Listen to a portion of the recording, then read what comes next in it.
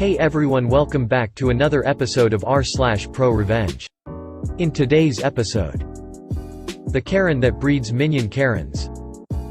Don't threaten me if you aren't prepared to go through with it. I rented a fake apartment, and accidentally got pro-revenge. Before we get into today's episode, remember to subscribe so you never miss a video. So let's get started. The Karen that breeds minion Karens. This all happened around Christmas, New Year's, but I just found this sub and am obsessed with it now, so I have to give my story. My grandparents immigrated to Canada from Italy in the 70s and opened up a restaurant. When they passed away, the restaurant went to my parents. Over the decades they grew and expanded it. I have been working at the restaurant since I was 15.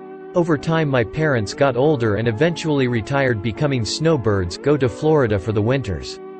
They left the restaurant to me about a few years ago, but still retaining a small % ownership as an additional revenue stream along with their savings and annuities. Soon as I gained control, I pretty much modernized the old place. Remodeled the restaurant, changed the logo, reached out the local and national papers to put out ads, invited food critics, bloggers, vloggers, etc. It was very slow at first, and I began to worry that the loan I took out to do all this was the biggest mistake I had ever done, and I ruined 3 generations of my family's business. But eventually it began to work, and a local semi-famous YouTube featured us in one of his videos, and that was the catalyst for more people to come and review, and eventually we were seeing 5x-10x the business we usually get, even if it's a Monday. We became a hot spot for major events, and it wasn't uncommon for a celebrity to come. On those nights I even arranged for special high-profile chiefs to visit and cook for our guests. Costs a fortune. So during the holidays we were beyond packed. It got to the point where people would have had to make reservations in July to get a table in December. This process took years to get to where we are now. When it gets busy, I don't just sit in the back office, I'm on the floor doing whatever needed to be done. Even if that means I greet people, bussing tables, or even mopping the floors. Other nights when we have high-profile guests or events, I am in a blazer and am acting in charge though. On one night a group of 6 women walk in. 5 of them look like they are still in their early 20s, and the head of the group looked like she was in her mid-20s.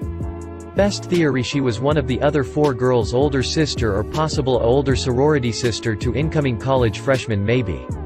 I was greeting at the door. As they were walking up, Queen Bee Karen was telling the baby Karens on how this place is awesome, food is amazing, and there might even be celebrities here.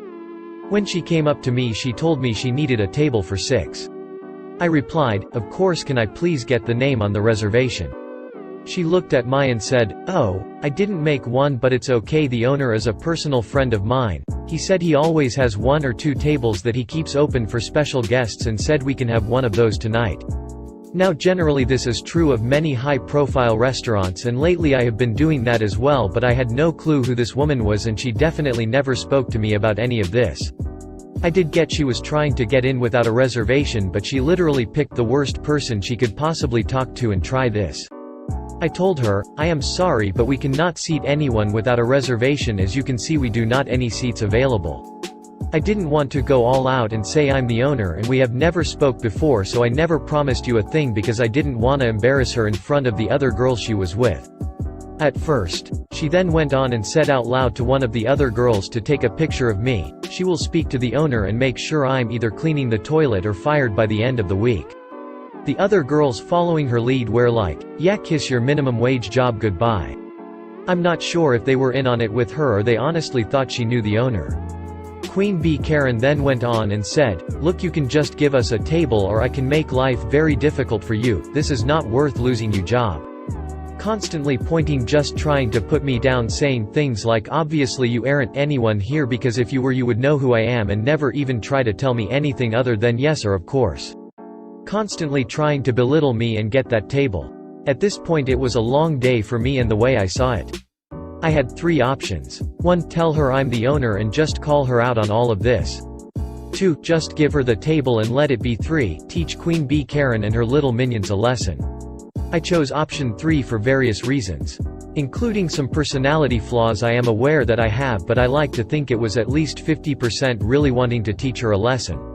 I smiled at her, said, "Of course ma'am, follow me please," and I gave her one of the 3 tables we keep open in case a Celebrity comes, it happens time to time. I told her I apologize for everything and she is right, it would be simpler to just give her the table. I also told her that first 3 round of drinks will be complimentary. I sat them down and personally served them. As they were sitting down I told them, we do need one of your credit cards and IDs just to keep on file, and we will give it back to you before you leave. Queen Karen gave me her cards, and told the baby Karen minions that tonight was on her. I took their orders and got them their free drinks and told them due to how busy we are tonight there might be a delay on the food. All the girls were thinking of and cared about were their free rounds. They ordered their 3 rounds and still no food. They eventually called me and asked me to check on it, the whole time giving me the world's most nasty attitude since even before they ordered. I told them I will check on it, but also asked if they would like any more drinks. They ordered 2 more rounds by the time the appetizers arrived. At this point they are all drunk.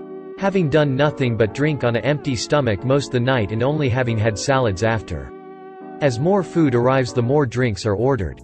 What these girls never realized was they are at our VIP table, which alone costs a few thousand just to sit in, but I didn't charge them for that. What I did charge them for was all the super expensive cocktails they had throughout the whole night, except for the first 3 rounds. In addition, the table they were sitting in as mentioned was VIP, so the menus were a bit different. For one, they don't say prices on them, trade secret, and in addition it had certain higher-end menu options such as white truffle, black caviar dishes and specially imported West Coast oysters among other things. At one point in the night I was honestly rethinking what I was doing and thought I might be going too far with these poor girls. They might not know any better, but some things reassured me throughout the night. Such as one of the baby Karens asked me if I felt like my life was worthless since all I ever became was a waiter. Also, one of my other employees told me how they were discussing how to fuck with me, to the point that they can just do this whenever they want and I will know to always give them a table. I also overheard them say, "He's cute but I would never date a waiter like that, he is such a pushover." There were a bunch of comments like that the whole night. So I kept on with their life lesson. By the end of the night each girl racked up a bill in the range of $500 minus $600 per girl. When I handed Queen Karen the bill of $4,232.23 with tax and tip included of course. I have never seen anyone sober up so quickly. She went from laughing and giggling with her friends to nearly in tears. She called me over instantly and asked if this was some kind of joke. I took the bill, looked it over and said, "Oh, yes, I apologize, I will get you the correct bill in a moment." Again she felt a complete sense of relief thinking she got someone else's bill, called me a fucking idiot and went on to talking to her friends. To be fair, I did make a mistake. I did forget to count her 8th order of a dozen oysters that costs about $120 per order. So I gladly just went back and added it to the order. When I went back to give her the correct bill she flipped out again. Going crazy. I just asked if there is something on this bill that she didn't order. She and the girls in shock go over every single line of the bill including the first few lines that show their original 3 rounds which say, "complimentary." They then took out their phones and line by line went over everything line by line for the 100th time, adding everything up. Extremely rattled Queen Bee Karen simply said, "1 second, I need to use the washroom." Part of me thought that she might just pull a dine and dash and leave the baby Karens with the bill, but kinda low-key I did in a way remind her we had her ID and CC without making it obvious. I thought she was going run out on the bill. 10 minutes later she comes back with new makeup, obviously she has been crying, and makes up a whole story on how the food was awful, the drinks were bad and so on. Demanding that as bare minimum I should cut the bill in half with the agreement the baby Karens will chip in, even though she originally told them the night would be on her. Then, as if a light bulb went off in her head, she again mentioned her relationship with the owner as if it were to give me additional incentive to cut the bill in half. Holding back a grin at this point I told her no. Just no, I can't change the bill. She whips out her phone and shows me a series of texts with someone called my restaurant's name owner, which pretty much I realized was what she was doing in the bathroom, just probably changed one of the other Karen minions' contact name and deleted previous texts. So start this new script. I read them, then clicked on contact into and told her that's not the owner's cell number. Her reply was, "He has multiple phones for business and stuff, of course you don't know all his numbers." I remember, wow, this girl thought of everything except I am the actual owner. I told her, how about this if we call him and he says that it's okay to take 50% off the bill, then he'll do it. Her reply was a yelling and screaming over the time where the few remaining customers all began to start looking and I knew, okay, time to end this. I told her already in a less accommodating voice, "Cut the crap, little girl, you don't know the owner, you have never been here before, and if you keep yelling I will call the police." Her demeanor changed and she was trying to defend herself the best she could. My reply to her weak comebacks was, "My grandparents founded this restaurant, my family has been running this place for generations. I have worked here almost my entire life. I am the one and only owner this restaurant, and I have never once seen you, heard of you, and I definitely never made a stranger I don't know and have never met before tonight any promises." The mini Karens were just frozen and didn't even know how to react. Queen Bee Karen was in tears. I said, "Now I gave you the table you wanted, one of your specially reserved tables for high-end clients, which I didn't charge you for, and I gave you 3 rounds of free drinks. If you don't pay your bill I will call the cops and hand them your ID." In tears, Queen Karen signed the bill and the mini Karens took out their purses to give her whatever cash they had, which equaled to maybe a couple of hundred, with the promise to pay her back more. 2 days later a man walks into my restaurant fuming and asks one of my bartenders to speak to me. I was in the back office for a bit working, so he waited a good half hour for me. He was Queen Bee Karen's father. She was with him too, keeping her head down. I took them both to my office, showed him highlights of the security cameras, which were especially good quality of audio because they were in the VIP, which we had to keep good records of because we have had other unrelated incidents before. So I showed him most of it, their comments, their orders, their everything. When all was said and done he stormed out with her and was screaming at her the whole time they were walking away. Haven't seen or heard from either of them since, but the original bill I gave them, the one that didn't count the $120 oysters, is framed on my desk. Side note, I didn't lose as much overhead on the table in 3 rounds as you might think. The table was originally supposed to be empty, so I didn't lose anything since I didn't expect to gain anything to begin with, and the overhead for the food and other drinks more than covered the loss on the 3 free first rounds. I thought about posting this on Nuclear Revenge, but I read some of the stories there and I think making this girl pay a few thousand and give her a life lesson doesn't qualify some of the revenge. There is life-ending revenge stories and losses in the tens or hundreds of thousands. Don't threaten me if you aren't prepared to go through with it. English is not my first language, but my boyfriend told me that my story may be popular here, but I'm a business owner in another country with very strict libel laws. If you say something bad about someone, doesn't matter if it's true or not, and it costs them money, they can sue you. It's the law in my country and people get sued for it a lot. Just to say example, if say you man and you are cheating on your wife and I tell your boss, this man is cheating on his wife, and your boss fire you, you can sue me because you lose your job because I told your boss.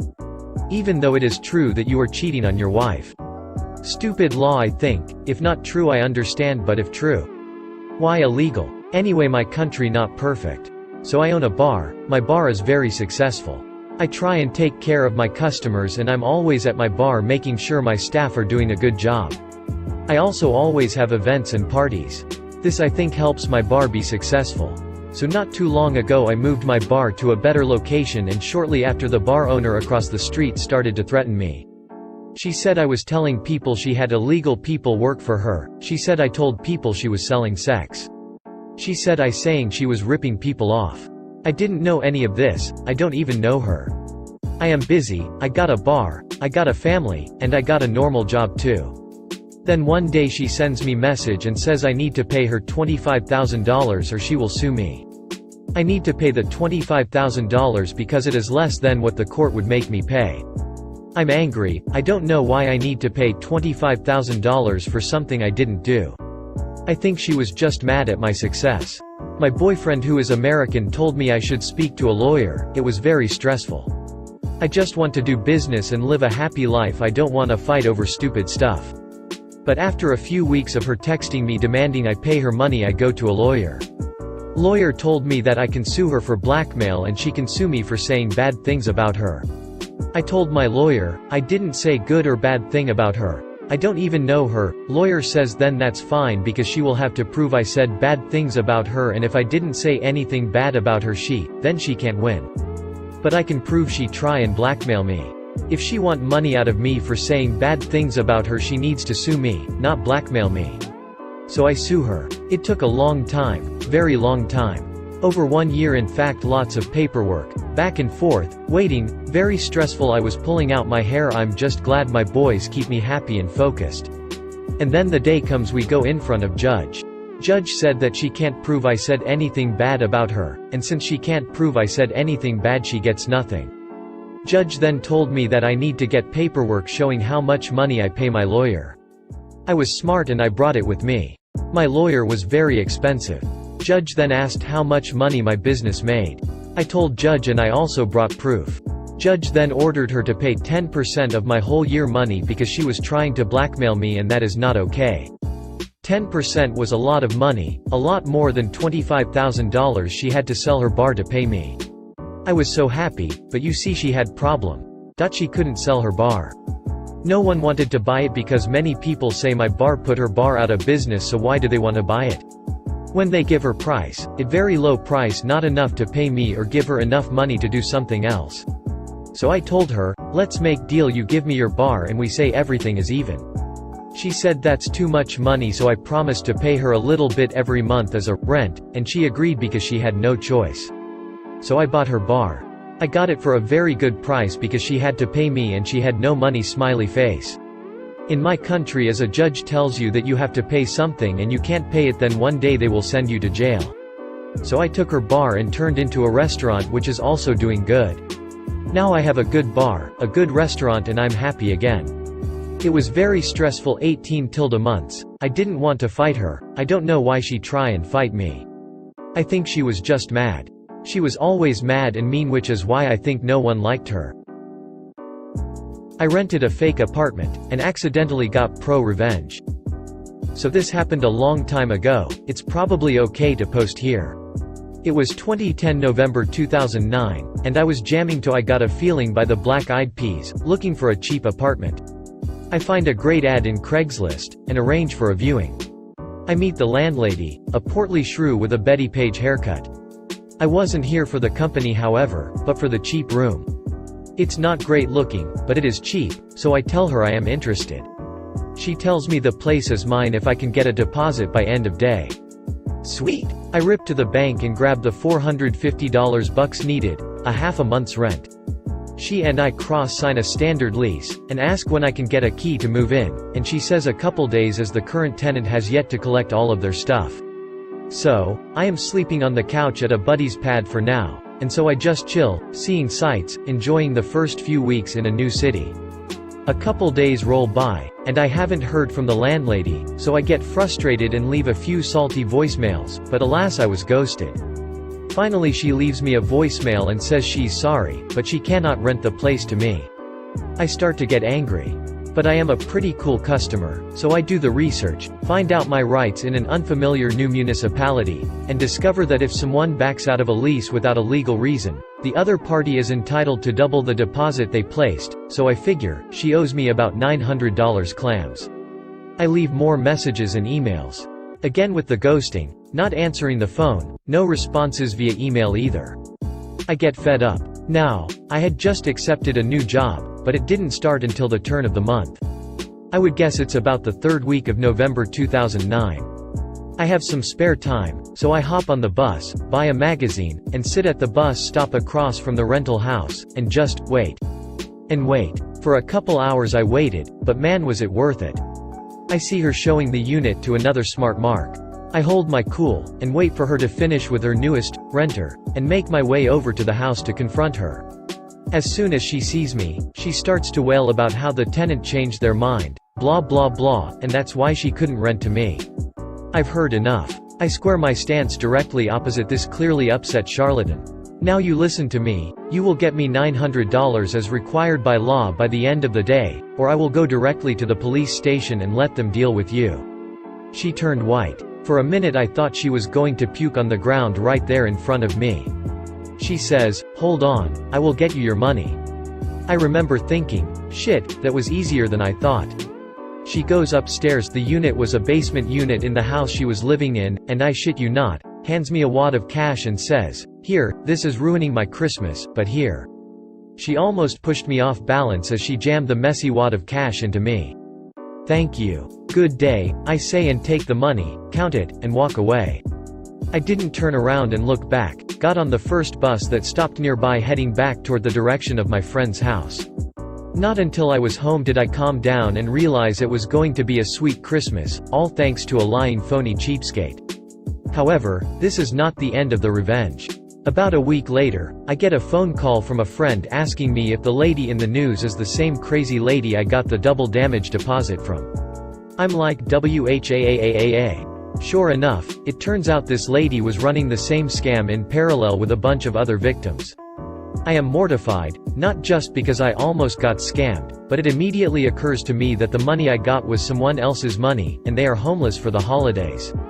I head right down to the police station, where there is, I shit you not, a line of crying people filing reports about being scammed by this woman. I feel awful, and when it's my turn, I get to the intake officer, and start to give my story. I lay it all down, how I fell for it, how I left a snotty voicemail, how I staked out the rental to confront her, my demand of double the money back, my threats of legal action against her, and finally the skillful execution of the law by getting double the deposit back. I tell the cop, I took some of the money that belonged to the other victims, and she looks at me and says, "Man, you were the only one smart enough to confront her in a reasonable way, you earned that money. Don't worry about it." A young lady who was now homeless and desperate couldn't help but overhear, and as I am leaving the police station, she approaches me and says, "Hey, did you get your money back from that bitch?" To which I sheepishly reply, "Actually I got double my deposit from her when I threatened her with the police." The girl blinks a couple times, and finally grins, starts a slow clap, and announces to the other victims still waiting to give a statement in the lobby of the police station, "This guy took her for double the damage deposit." I cringed. But then, in the most unexpected turn of events, the line of victims began applauding, I suppose with the realization that while their money was gone, someone had really screwed her back, and that made them happy. They cheered, I felt better, the cops laughed, and we all, there had to be 20 people in all, had a joyful cosmic moment of holiday schadenfreude at her expense. I left the police station with a clean conscience and a smile on my face, and enjoyed every last penny of that worthless bitch's nasty stack. If you made it to the end of the video, thanks for watching. Remember to subscribe and we'll see you in the next video.